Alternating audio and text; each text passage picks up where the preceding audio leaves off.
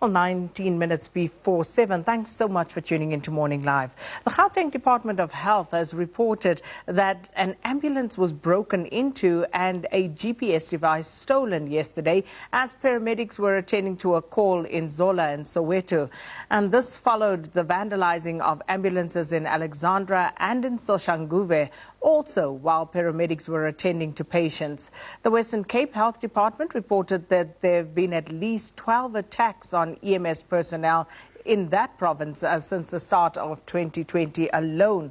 And medical crews deployed to assist communities have been robbed and pelted with stones in some incidents.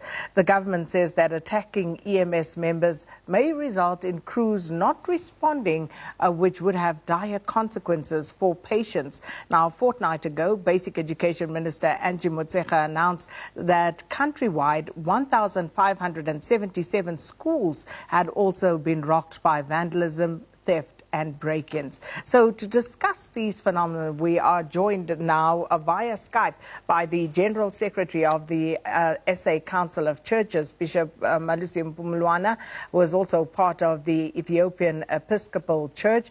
And we also have Stanley Henkeman with us, and he is a director at the Institute for Justice and Reconciliation. Gentlemen, thank you so much and welcome to both of you here on Morning Live. Thank you, ma'am. Good morning, and thank you for having us. Bishop, let me start with you. Firstly, one cannot help but wonder, because the mind boggles, what would cause a community to destroy the very things that are positioned to assist them, such as ambulances and schools? I think there is a great measure of alienation that is in our society. I may perhaps suggest that there are probably two parts to this. The first one is that, I just remember the day Mandela came out of prison in 1990. I was a priest in Utene. And that afternoon, there was a woman walking down the street shouting, "Mandela is free. I'm going to get a house in town." And a number of people were beginning to say what homes they will occupy in the city. And this is the expression of a poverty-stricken community that thinks that freedom and liberation means accessing certain things. And the reality is that life has not changed very much for many of those people. And that, therefore, the project of freedom and in New South Africa remains an alienated, distant reality for them. And so the idea that I will get something by grabbing, by violating, remains very much part of, in fact, for many, the political freedom, not to mention economic freedom, the political freedom itself became something for some people and not for all. As you can see what's happening in the political elite and the way things are conducted. So that's just one. The other aspect probably needs more research by psychologists. Because I remember that Professor Tabani Manganyi, in his little reader that he published in 1973, Being Black in the World, talked about the experience of trauma in our society and how, in fact, we needed, he said, to have what you might call barefoot psychologists in the communities to help people deal with the experience of trauma that they tend to transfer out to others. And there's a study done by I think Levy and others that talks about how trauma has the effect of combining things in a way that defines how people react to their reality. So there is a sense in which the traumatic problem that we have, which results in killing your very own, attacking your very own. It is not unrelated to all time that we see.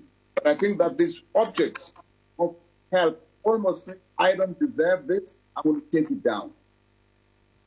And one then has to, again, as you say, Bishop, interrogate just the logic behind that type of rationale. But if I can bring Stanley Henkeman in, if we look at this, some would argue that these are pure acts of criminality. Would you agree with that, or do you believe that that is perhaps just too simplified a version to contextualize what is actually happening at the moment?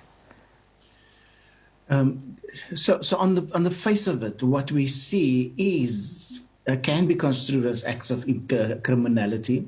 It is a kind of total devaluation and disregard for property, public property, people. But it is simplistic. You know, our situation is so much more complex. And I think the bishop has put his finger on it when he spoke about the fact that we are a deeply traumatized and wounded society. And you know, you're talking about hundreds of years of shame, of exclusion, poverty, invisibility.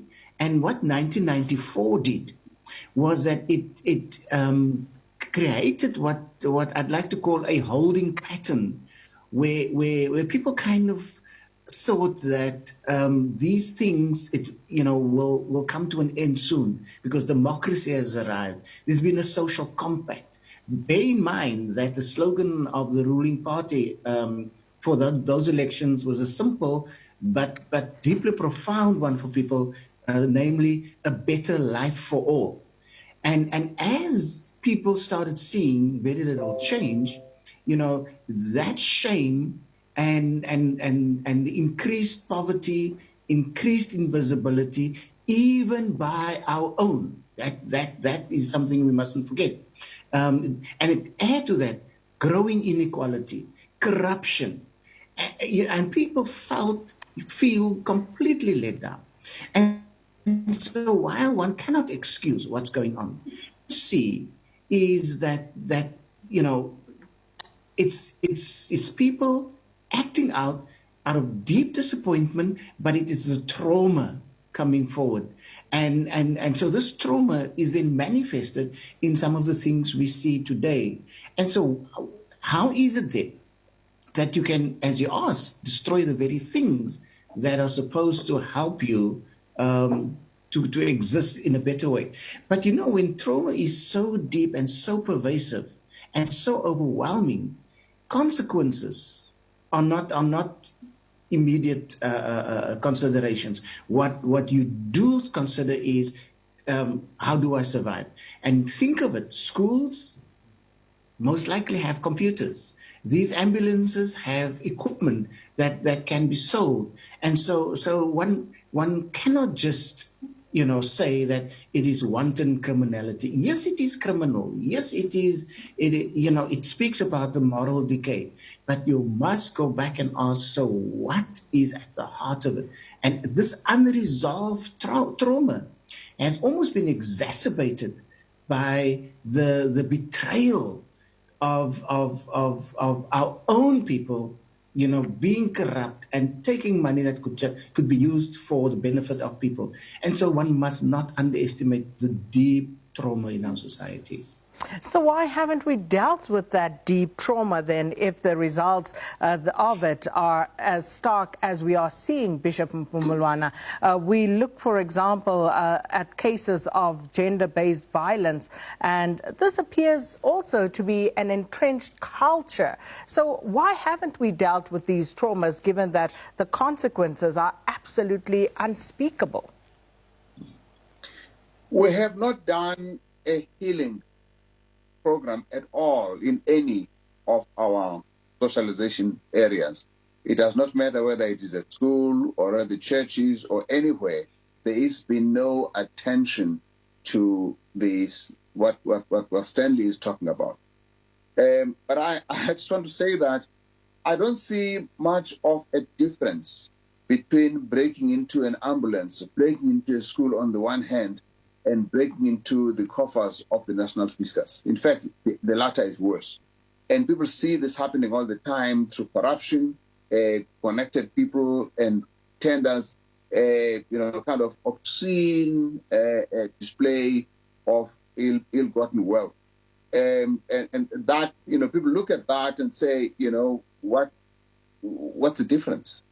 And so we have to deal with this at various levels. To deal with the justice, criminal justice system, but it must be equitable. It must cut across. There must be clear consequences for everyone. But at the same time, we need to deal with the deep-seated trauma in our society, and this has to do with what goes into the formation of the South African person. The formation happens in the school. It happens in all the other socialization places that we have to live with. And then, of course, I think that the public broadcaster, such as you have, becomes an important platform that can also be used to reach people and begin to find a different way. There isn't, Sakina, what you might call a South African identity today. There's no such a thing. There is no common identity of what it means to South Africa. There was a time when the Southern Pastor Church was having a conversation with the Luthuli Foundation and the Luthuli family to say, can we take someone like Albert Luthuli and say, can we identify those things that he would frown upon, that this is un-South African, or things that he would have, the ideal South African, and maybe just build this around the persona of Albert Luthuli. We can do this with one more or more people that say, look, these are champions, if you like, the ancestors of the ideal South African. And this is what we should build upon. And maybe a program like that would then begin to bring new value systems. But also we need to accept that there is a need for the home to be, we recognize that the home is no longer the kind of value development institution that it used to be before. First of all, only 38% of South African families have got both parents living with them. And that says that the 62% that do not have both parents living with them are largely supposed to be either a single mother or even child-headed. And so that mother works doubly hard to put food on the table, and there isn't the time for her to be molding these values. So all of these things need attention. We need to find alternatives that support that reality. We did at some point in this country, Stanley Henkeman, have the moral regeneration movement. Didn't that seek to address the issues that Bishop Pulwana answers there in terms of just trying to bring us back, pull us back towards ourselves as a nation, as it were? Why haven't those programs worked? Yeah, I'm sure it had some effect, but clearly not the kind of effect we're looking for that can shift the kind of behavior we're talking about. And Audre Lorde said, the master's tools will not dismantle the master's house. And as long as government appoints people to lead things like the moral regeneration, it's a matter again of them wanting to control that process. And I think when you talk about, dealing with this trauma, it has to be a societal thing, and use the people in our society who are equipped for it.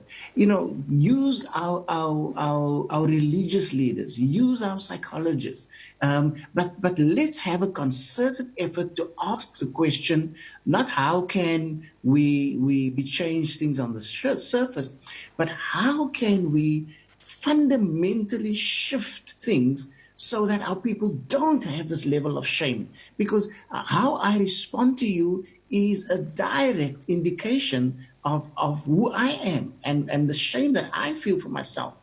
We have to shift the levels of poverty. We have to shift the fact that people feel invisible, that people feel that they're not heard or listened to.